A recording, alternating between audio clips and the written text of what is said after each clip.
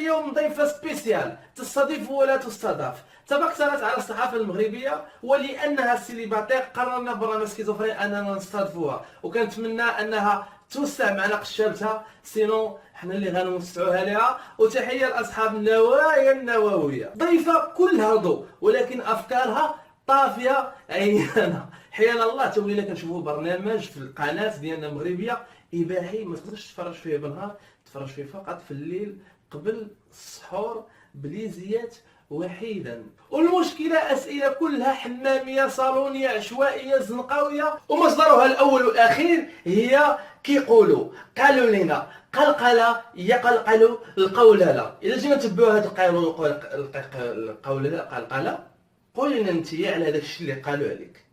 قالوا بأنك مصاحبة مع القجع رئيس الجامعة الملكية، قالوا بأنك مصاحبة مع أمينيكس، بأنك مصاحبة مع أحجام صديق ديالك في الصحافة والمعتزل بطبيعة الحال، قالوا بأنك مسؤول كبير في البلاد كيخص لك طوموبيله بالشيفور ديالها كتوصلك وديك فين ما بغيتي، قالوا بأنك قبل ما تدخلي للبرلمان دخلتي لبيوت البرلمانيين، وقالوا. إذا جاوبينا على هذا قالوا مادام انت كتقولي قالوا. اخر قوله لا تقالت هي البارح قبل ما نونسي بطبيعه الحال لانونس ديال ان الحلقه كاينه اليوم، خرجت واحد الاشاعه في الانترنت كتقول بان سعيده شرف عيطات لينا حنا برنامج سكيزوفرين ودبرات علينا باش نهضروا على بشرى الضو. وهذه هي الفرشه اللي تفرشنا. فالمشكل الخطير هو ماشي بوحده اللي صفطات لنا فلوس، هي وطارق البخاري وبدر سلطان وفيزازي وكاع الفنانه والناس اللي الضيوف اللي تستضافوا تما، والمغاربه تا هما 30 مليون ناس ما جمعوا لينا وكذا، والحمد لله جمعوا لي الفطره ديال الزكاه، وقدرنا اننا نجمعوا 200 درهم اللي باش درنا الكونيكسيون باش نديروا عليك هاد الحلقه. سمحوا لي المشاهدين تاثرت واحد شويه. وكاين بعض الناس اللي داروا فيها حدثيين وداروا فيها واعرين وقال لك مزيان اسيدي تكون عندنا نقصوحيه الصحافه، مزيان تكون عندنا صحافه حديثه وجريئه وكذا وهذه، ولكن هذه ماشي جرأه، حاشا ولله تكون جرأه، هذه تسمى بساله، تسمى بصاره. حيت بالنسبه لي الصحافه الجريئه كاينه مثلا عند الرمضاني في البرنامج ديالو، كاينه مثلا عند اخ برميت في برنامج اف بي ام اللي كيزمتوا لك الضيوف، ولكن ماشي بالضروري يخدشوا الحياء ديال المشاهدين او ديال المستمعين، كيزيروه في الدومين ديالو. هذه هي الصحافه الجريئه ديال بصح. اما هذاك الشيء انا كيجيني بساله. عندي سؤال، علاش ما استضفتوش في البرنامج ديالكم بدر هاري؟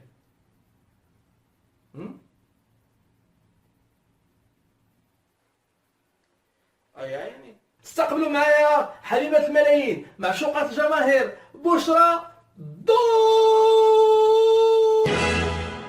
مرحبا بكم. تكون نجم كيف ما بغيتي تكون في تيلي ماروك لابد ما تدفع ضريبه الشهره. نكتشفوا جبيع شكون اللي غادي تدفعها معنا اليوم. انا بنت اسره محافظه راك عارف المنطقه ديالنا. محرك الغربي شويه الحاج اليوم.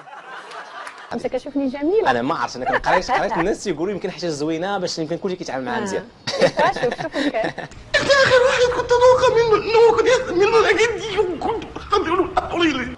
وانا الصوت ديالي كان صوت صغير بزاف، ماشي صغير، رقيق. التليفون ديالي يعني بصراحه ما بغاش يسكت من لي زابيل. غادو كديرها قلت لها مالك؟ قالت لي هذوك غير شي ميساجات كيوصلوني ما كنبغيش نجاوب عليهم. بزاف كيقولوا لي انت بروفيل ديال لا تيلي. النهار ازرق قبل المذاع من ناط تي في سميتو نوبل الاموي قال لي انت غادي تكوني ان سانكلير د المغرب، هكا قالها لي. شنو قال عليك بالكلام؟ قال لك انا ما نحترمكش، وهذه كلمه هذه كلمه تقال. ده انا هحترمك احترام ما حدش احترمه لحد قبل كده. كلشي فرحان، كلشي عجبته ليميسيون. عودي خليني ساكت، ما كاين زهر شاي ما كاين سكويتيش. حشومه هذا الشيء اللي تيتقال. ولا حتى انا جاتني حشومه، متفق معك، حشومه يبقاو يديروا، شافوا البرنامج ديالك نجح ودار البوز وكذا وما يبداو حاسدونا. هذا هو الحسد. علاش حاسدين بشرى الضو؟ ما فهمتش انايا. لو ان الناس المشاهدين والمستمعين الكرام والمتفرجين ديال هاد الحلقات هادو يحلوا دماغهم شويه ويتفتحوا كيف ما انت متفتحه، كانوا يفهموا، غادي يلاحظوا، غادي يلمسوا، غادي يرتقيوا انهم يوصلوا لاهميه الاسئله ديالك الفكريه والثقافيه والهنتاتيه، حيتاش مفيده بزاف حق الله. علاش صبغتي شعرك بالصفر ودرتي لي لونسي؟ أنا بالصدفة اتفرجت على قناة فضائية ربع ساعة، اتفرجت على عري ما شفتوش من يوم ما نزلت من بطن أمي عريان لحد النهاردة. قولي داكشي. شنو كدير المدام دابا؟ حد فيكم كلمها بقى، بلاش انا كلمها. الاب ديالك ما عمرو سخط عليك؟ النهار ازرق قبل المزاحم الناطي ذي سكران ومشدود مع دريه ومازال زايده بتعربيط مع البولي. عندك فلوس في الكونت؟ شحال عندك في الكونت ديالك مثلا؟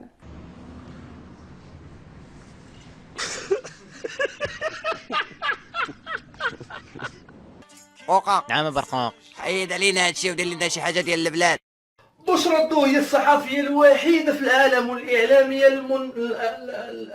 الوحيده في العالم اللي ما كتقولش كلمه حتى كتعفسها كتفلسها كتفلها كتفلعس واش كتمرششها ولا شنو كدير لها؟ ما كدير لها والو.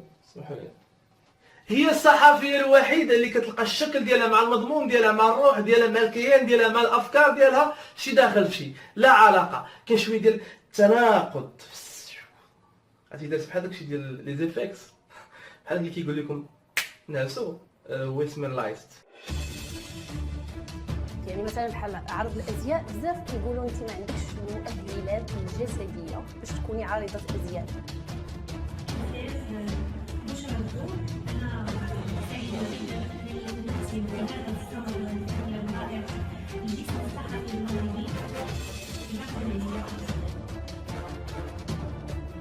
يقدر يكون هذاك السيرور اللي كيمسح صبابط في الزنقه يقدر يكون كبير باخلاقه. المره الجايه تبقاي تقول للناس انه طونكس كان طباخ. ولكن كاين ميكانيسيان براسو اقتحم مجال النجوميه. واحد المعلومه لانه هذا سعيد ناصر حنا كنعرفوها انه انسان مسك عليه الله مليونير. وهي شحال حنا كندوروا لا لانه كيدور معاك. ما عرفناش هذه المعلومه واش صحيحه او غير صحيحه. دابا انت كتقول ما عرفت ما شفتيها.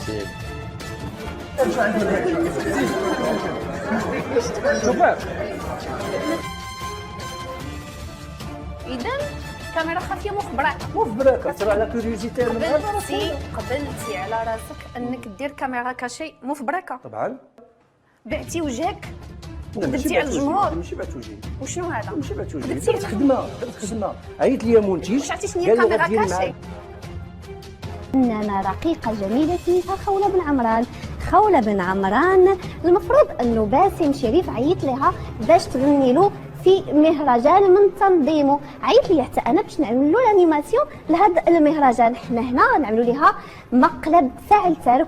بصراحه وباش ما نكذبوش على الله، انا كنت من اشد المعجبين ببشرى الضو في الفتره اللي كانت كتمشي عند السياسيين في البرلمان وكذا وكتعطيهم نقاص وكذا، وهذه كنا كنسميوها في ديك الفتره جرأة اللي ما كانش عند بزاف ديال الصحافه. وكنقول كيفاش هذه، واش عندها شي واحد في ولا عندها كتعرف المهم الله اعلم. من بعد دازت واحد المده وفهمنا بانها ما كانش موجهه للسياسيين كلهم، بل فقط للعداله والتنميه وبالضبط السي بن كيران. والدليل هو انه ملي مشى بن كيران مشات معاه، مابقاش كدير داكشي ورجعت هادشي ديال ضريبه الشهره. حيت دابا كاين السي اخنوش وكاين بزاف ديال الناس اللي ما تقدرش تخنشش معاهم، حيت هذوك الناس ما معاهمش تخنشيش بالنسبه لها، هي عندهم نفوذ تبارك الله في البلاد. فدات برنامج اللي سميتو ضريبه الشهره، اللي في الاصل هو خاصو يكون سميتو ضريب الشهره. هذا فهمنا بان ديك الجرأه الاولى اللي كانت عندها ماشي جرأه بل هي الا وقاحه.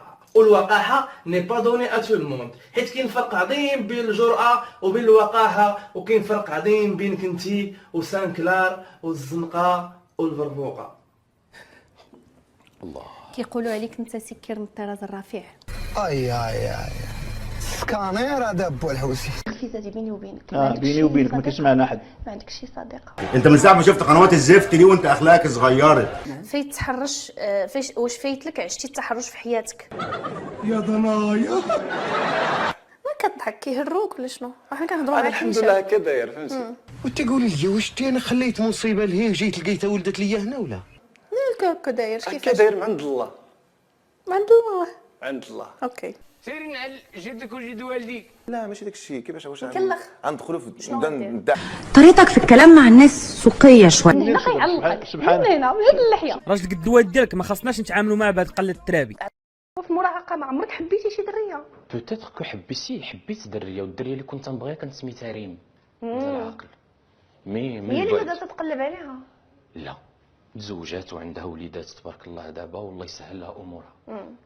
انت مازال كتشوف انك غتقدر تزوج وتولد؟ طبعا على مالي عندك امكانيه تولد الحمد لله. عادي. تجربي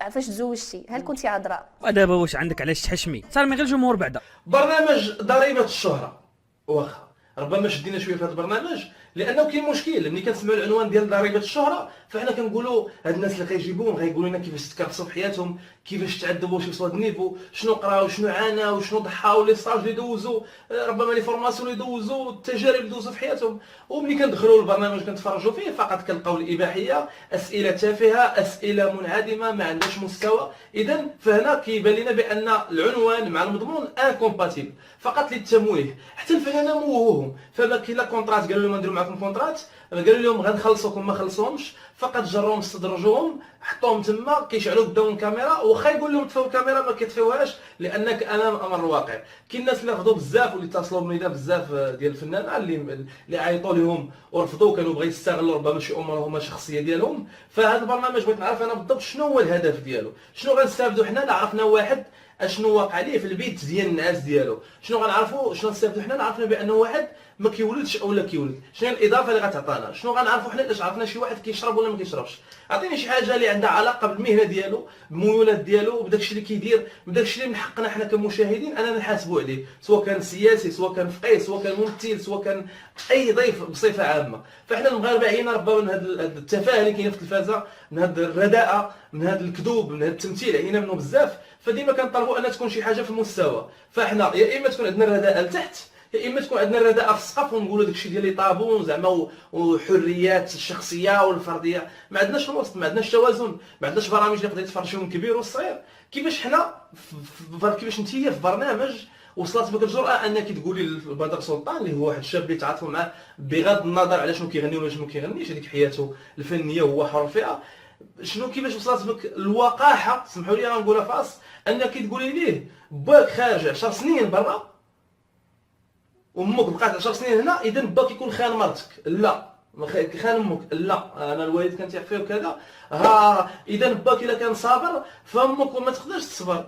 انا كنقول باز اللي هو صبر لك اصلا وما ما هبطش لك المشوار الثاني مع الفوقاني حيت دخلتي ليه لحياته الشخصيه وباه وامه. وسمعنا بان ورا هذه الحلقه ناض بزاف ديال المشاكل عند الوالدين ديال الفنان بدر سلطان، وهذا مشكل خطير. ما فهمتش انا دماغك شنو فيه الداخل باش انك تسولي بحال الاسئله. واش كتقولي بحال هكا غديري البوز بحال هكا تنشئي؟ عمرك غادي تقول بالمغاربه، لان المغاربه الحمد لله ناس محافظين وناس اذكياء. راه تقدري ديري لهم برنامج كيف ما درتي بالجرأه ديالو، ولكن توصلي لليميت الحمرين وتخطاي الحدود ديالك ما غاديش يعقلوا عليك، الا فئه قليله اللي فقط اللي ما كرهاتش ان البلاد تميع. كيفاش قدرتي انك تقولي لواحد السيد قدو قد باك اللي هو الشيخ الفيزازي يكون غالط ولا ما غالطش في المسائل ديالو، ولكن على الاقل احتراما للاج ديالو غنشدك من اللحيه ديالك غنجرك ما نجرك، هذا الشيء تبرهيش، هذا الشيء ديال الدراري الصغار. وكنظن بان حتى الصحفيين خاصهم يديروا شي عارضه انهم يعارضوا هذا البرنامج هذا، ويعارضوا ان الصحفيه تكون وسط منكم بهذا المستوى، لان هذا كيمس بالبيت ديال الصحافه بصفه عامه وبالاعلام بصفه عامه في البلاد. كيفاش قدرتي انك تجيبي الفنانات وتقول لهم حيدي الماكياج او لا حيدوا الماكياج قدام بنادم؟ شنو غتربحي الا حيدوا الماكياج؟ شنو بغينا نعرفوا شنو هي الاضافه او لا شنو هي المعلومه الاضافيه اللي غنستافدوا منها حنا كمشاهدين الى حيدت الماكياج قدامنا وشفناها واش خايبه ولا زوينه وكذا. ياك حنا ديما كنقولوا بان الزين زين الروح، وهذا الشيء كتقولوا نتوما في التلفازه والافعال والاخلاق. اذا فاش غيهمك انك تقولي حيدي الماكياج؟ ففقط ما لقيتي باش تعمروا ربما الاسئله والمحتوى ديال البرنامج ديالكم الى بهذا التفاهه. واحد اللي بان لي انا ربما طنطنكم مزيان او لا جوج الناس ولا ثلاثه تقريبا هو طارق البخاري اللي مشى معكم بنفس النيفو اللي مشيتوا به، مع العلم انكم قطعتوا بزاف ديال المقاطع وهذا الشيء اكدوا لنا بطبيعه الحال بنفسه الفنان والصديق طارق البخاري. قطعتوا بزاف ديال المقاطع اللي كليتو فيها الدق، فكدوزوا داكشي اللي بغيتو وكتمونطيو داكشي اللي بغيتو. فهذه بطبيعه الحال المعلومات موثوقه من عند الفنانين. ولا بغيتو بطبيعه الحال من بعد انهم وانتم تشوفوا فيديو ديال سعيد الصناجي اللي حتى هو كان من الناس اللي ربما مدوين وشنو الاسئله اللي غنطرحوا عليك وشنو، ولكنه رفض. هو بزاف ديال الفنانين اللي حاولوا يتصلوا بنا، وكذلك المغاربه اللي حاولوا يتصلوا بنا قبل الحلقه ديال بشرى الضوء. عيد مبارك سعيد على جميع الأمة الإسلامية والمغربية خاصة خوتنا. سمعت خويا هاد الشيء اللي واقع سورسو من عند رضوان اللي البرنامج ديالو ناجح سكيزوفرين وعزيز عليا وكيعجبني، وملي كيطرق بحال هاد الشيء كنحس براسنا بعدنا رحنا بعدا كاينين الناس اللي شويه كتضربهم النفس علينا. المهم انا واحد من الناس اللي عيطت عليهم هاد بشرى الضوء. سي الصناجي كنعرفوك، شوف الدخله كي دايره، كنعرفوك واحد كتهضر سبونطانيمون باش انا نقول انا واعر. بغات تجيب لنا هذا البرنامج، قلت لها سيري يا اختي بدل لي ساعه بخرى، سيري يا اختي انا ما نقدرش على هذا الشيء، حيت انا ديجا انا اللي فيا يكفيني. تزيد تكمل عليا كيما كتبهدل هاد الفنانه بحال كتبهدلني حتى انا يا حرام. ما غنصبرش يمكن وغنولي داير شي كارثه، حيت انا خايب ديجا خايب. اللهم اعطي اتساع. قلت يا علاش كلشي اللي كنعيط ما كيبغيش يجي يخفتو مني بوعو هي ما كنعرف ماشي برنامج. كان برنامج في المستوى كون راه اي واحد كيعيطنا في الصحافه كنمشيو. الله يهدي ما خلق. وانا صيفط لك رضوان هاد الفيديو باش تعرف انا راه متضامن مع الناس اللي دارت معاهم هاد الشيء. راه شو ما عيب سعيده شرف كتمثل المغرب من طنجة للقويرة وخارج البلاد. حشوم هذا حيدي الماكياج حدا الناس وحيدي التينيت. الله يهدي ما خلق، الله يهدي ما خلق. وباش كملتيها وجملتيها وكتستهزئي بالمهن المغربيه في ذاك البرنامج، اللي انت لا داك مول الضمير المستتير وانت غنشدوك كذا، انت مالك على هذه الحاله ديالك بحال مخدمينك حتى بالضوء. قلبنا عليه هذا السيد هذا على نظام ما لقيناش البروفيل ديالو، ربما كيقول داك الشيء هو مخبي ما عندوش الوجه على شي بان. كتقولوا استهزأتوا بالحرفه ديال الميكانيك، استهزأتوا في الحلقه ديال سميتها ديك اللي كدير عاده الازياء ليلى الحديوي، استهزأتوا بالطباخ المغربي، استهزأتوا بزاف ديال المهن.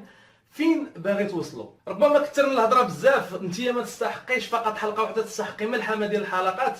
ولكن حنا بما انك بطبيعه الحال كتدخلي في شي امور شخصيه ديال الناس، فاذا سولناك هذوك الاسئله واش انت غادي تقبليهم؟ مثلا واش انت فياغش؟ لا هذا سؤال سهل، سمحي لي هذا يكون عندك الجواب سهل. مثلا شنو علاقتك بالمسؤولين الكبار اللي هضرنا عليهم في الاول؟ شنو علاقتك بالقجع؟ واش داكشي كاين ولا ما كاينش اللي كنسمعوا اللي كيقولوا؟ شنو علاقتك بامينيكس؟ شنو علاقتك بحجام؟ شنو علاقتك بزاف ديال الناس اللي كيمهدوا لك الطريق وخلاوك انك ديري برامج وديري بزاف ديال الحوايج وكذا وهذا. الا وقعتوا بهذا النيفو هذا فكنظن اول حاجه ما يبقاش عندكم حتى شي واحد، حيت كلشي عاق وعارف الكونسيبت كيداير وعارف الفضائح ديالكم، وكتقولوا باننا الضيوف هما اللي كيبغيو يجيو عندنا، وانت ديجا تفضحتي مع الدوق صماد وبزاف ديال الناس اللي لاحوا لي كونفرساسيون ديالهم بانكم كتدفعوا عليهم التليفون وكتكذبوا عليهم وكتنصبوا عليهم. فبلاص ما تجيبوا هاد الناس هادو، بلاص ما ديروا كونسيبت بحال هكا، جيبوا ناس كبار في البلاد سياسيين ودخلوا معاهم في الصح، دخلي معاهم في امور اللي هي قاصحه وكذا. ومنين جبتي هاد اللعيبه وهاد الفساد الاداري وشحال من مليار وشنو درتو مع هاد الشعب وشنو درتو في هاد الخدمه وشنو درتو، ديك الساعه غنوقفوا غنصفقوا لكم ونقولوا هذه هي الجرأه ديال الصحافه، هذه هي الجرأه. اما دخلت في حياتك الشخصيه انت شنو كتلبس، شحال عندك من كذا، شحال من هرمونات ديال التستوستيرون عندك والجيسفيرون، واش كتجيك العاده الشهريه ولا ما كتجيكش، الولاده عندك الا ولدتي غتولد توام ولا تولد شنو التخربيق هذا. كنظن بانك ما كنتيش كتحضري في العلوم الطبيعيه، لذلك بقى عندك نقص في هذا المجال. اذا في الاخر كنقول لكم شكرا متتبعينا الكرام، وغنخليكم مع واحد البارودي زوينه ديال برنامج سكيزوفرين، وهذا كادو من عند الشراف ثنائي طارق ورشيد في خاطر برنامج ضريبه الشهره او لا ضريب الشهره. كان معكم سكيزوفرين شراف، السلام عليكم. مرحبا بكم. تكون نجم كيف ما بغيتي تكون في تيلي ماروك لابد ما تدفع ضريبه الشهره. لا بلا ورقه، ويلي صحفيه متالقه وعارفه اش كندير. عارفه كيفاش صحفيه عندي التليفون. السلام عليكم السي الهرميطي ديالنا. بارك الله فيك. نبداو في الاسئله. دخلي معايا المحور. علاش هاد الصدفه محلوله؟ كاين الشاهد. كاين الصاد. يعني ما كتولدش. يا صح صح صح اوبلا تمام. نكملوا في الاسئله ديالنا الجريئه. اي علاش كينوض لك موسطاش في الكحل وما كينوضش لك في الابيض؟ وهذه باينه مسؤوليه بان الابيض هو يعني كتستهزئ بالناس اللي عندهم موسطاج. لا لا دابا كتستهزئ بالناس اللي ما كينوضش فيهم كاع الموسطاج. لا بليتي انا بغيت نص. تعصبتي مالك؟ لا البرنامج ديالكم كيدير لي العشاء واش يسحس لينا والله ماشي. شرب كديروا المشهورين وكاس شرب هاتي في الشي ديالك. ما فيش ديالها هي شرب. كديري فيه الدواء ديالك. كديري فيه النفحه. ما كتشربش الماء؟ كنشرب الماء. يعني ما كتولدش. يلا سير الله يصلح. امين. فهمتي؟ قبيله كتذوقي لي عطينا شي سؤال مهم ولا نبرقق امك. سؤال مهم بغيتي المهم. واش انت عندك طيب؟ دابا شتي دابا بديتي كتدخلي معايا في واش انت كتكون مريح مع المدام وكتيت وتيت؟ دابا بالنسبه دخلي معايا النطاق. علاش داير الماكياج؟ شنو زعما حيد الماكياج ووليه الناس. ولكن بشرط بنيتي تحيدي. لا انا زوينه من عند الله. انا من عند الله دايره بحال هكا وزوينه الحمد لله. عافاك من عند الله زوينه. تبارك الله. زوينه. وصلنا للفقره الصعيبه الفنان ديالنا اللي هي سلسلتك عندنا. دخلنا لك والله. عندكم. ايا انا بنيتي درتني انا نتلعبوا